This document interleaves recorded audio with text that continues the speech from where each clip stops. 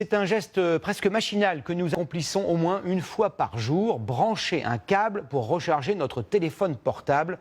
L'association UFC Que Choisir nous invite à la prudence. Les tests qu'elle a réalisés montrent que la moitié de ces chargeurs ne seraient pas aux normes. Quels sont les risques? Valentin Després et Christophe Moutot ont enquêté. C'est un petit boîtier et un fil en apparence inoffensif. Pourtant, regardez cette vidéo d'information d'une association britannique. En une seconde, le chargeur de téléphone s'embrase.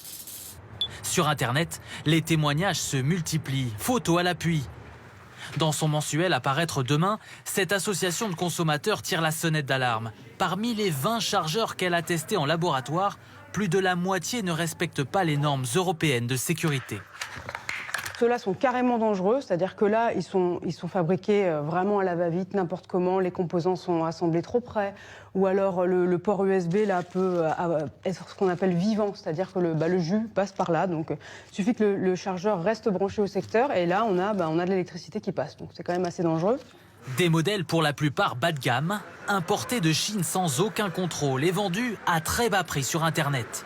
En rayon, certains clients sont particulièrement méfiants. Quand il faut changer, j'achète la marque de mon téléphone. Je regarde qu'il y ait bien le CE, le logo, que ce soit aux normes européennes, notamment pour les questions de sécurité, pour éviter les incendies. Il faut aussi, selon ce représentant des pompiers, éviter de charger son téléphone toute la nuit, notamment dans la chambre à coucher.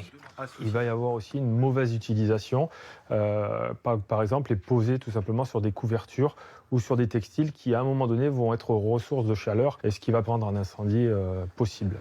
Privilégiez aussi plusieurs recharges de courte durée plutôt qu'un cycle complet et évitez de laisser votre chargeur branché lorsque vous ne l'utilisez pas.